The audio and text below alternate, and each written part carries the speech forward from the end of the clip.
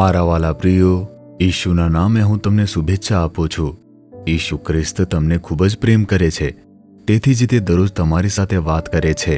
આ મારા માટે આશ્ચર્યજનક છે। તે તમને હિંમત આપે છે, પ્રોત્સાહન આપે છે, વચનો આપે છે, બળ પૂરું પાડે છે, સાજા કરે છે, દિલાસો આપે છે, કેમ કે તે તમને પ્રેમ કરે છે। તે તમારા પ્રત્યે ખૂબ જ સ્નેહાળ છે।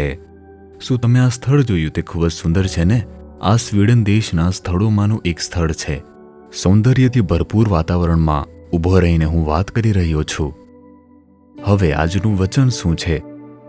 ઈશ્વરનો એક સેવક પોતે પસાર કરેલા માર્ગ વિશે કહે છે। ગીતશાસ્ત્ર 66ની 12મી કલમ। અમારે અગ્નિ તથા પાણીમાંથી ચાલવું પડ્યું, પણ તમે અમોને કાઢી લાવીને સમૃદ્ધિવાન જગાએ પહોંચાડ્યા। હે પ્રભુ, અમે અગ્નિ અને પાણીનો સામનો કર્યો। અગ્નિ તેનો અર્થ છે કસોટીઓ અને જોખમો।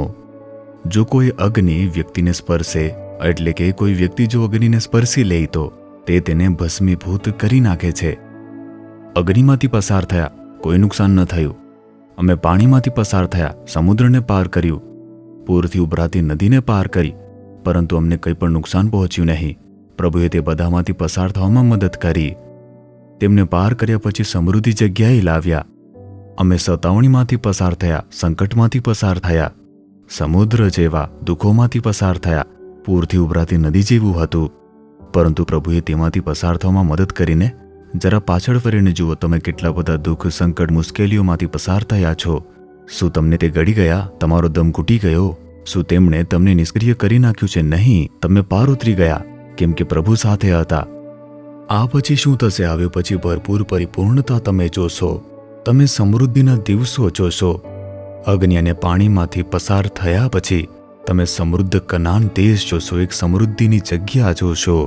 તેવી જ રીતે પ્રભુ કહી રહ્યા છે, તમે અગ્નિ અને પાણીમાંથી પસાર થયા છો, તમે દુઃખ અને સંકટમાંથી પસાર થયો છો, હું તમારી સાથે હતો, પાર ઉતર્યા। હું તમને કાયમ માટે અગ્નિમાં કે પાણીમાં ઊભા રાખીશ નહીં। તે માત્ર પસાર થવાનો એક માર્ગ છે, પરંતુ તમે ભરપૂર પરિપૂર્ણતાના દિવસો જોવાના છો। તે આશીર્વાદ જે મેં તમારા માટે રાખ્યા છે, હવેથી તમારું જીવન તે ખીલી ઉઠશે, તે ભલાઈથી ખીલી ઉઠશે। તે કેટલો મોટો આનંદ છે ને!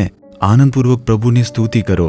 હે પ્રભુ, અગ્નિમાંથી પાર ઉતરવામાં મદદ કરવા બદલ સ્તુતિ થાવ, પાણીમાંથી પાર ઉતરવામાં મદદ કરવા બદલ સ્તુતિ થાવ। તમે મારા માટે ભરપૂર પરિપૂર્ણતાના દિવસો રાખ્યા છે, હું વિશ્વાસ કરું છું। આમ કહો, આજે તમારા જીવનમાં ચમત્કારિક પરિવર્તન શરૂ થવાનું છે। શું તમે કહેશો કે હે પ્રભુ, અમે અગ્નિમાંથી પસાર થયા, અમે પાણીમાંથી પસાર થયા, તમે અમારી સાથે રહ્યા અને અમને મદદ કરી, તમે અમને ભરપૂર પરિપૂર્ણતાના દિવસો બતાવશો। આજે જે તમે આશીર્વાદથી અમારા જીવનને ભરવાના છો, આજે જ તે ભરપૂર પરિપૂર્ણતા હું જોવા જઈ રહ્યો છું, વિશ્વાસ કરું છું।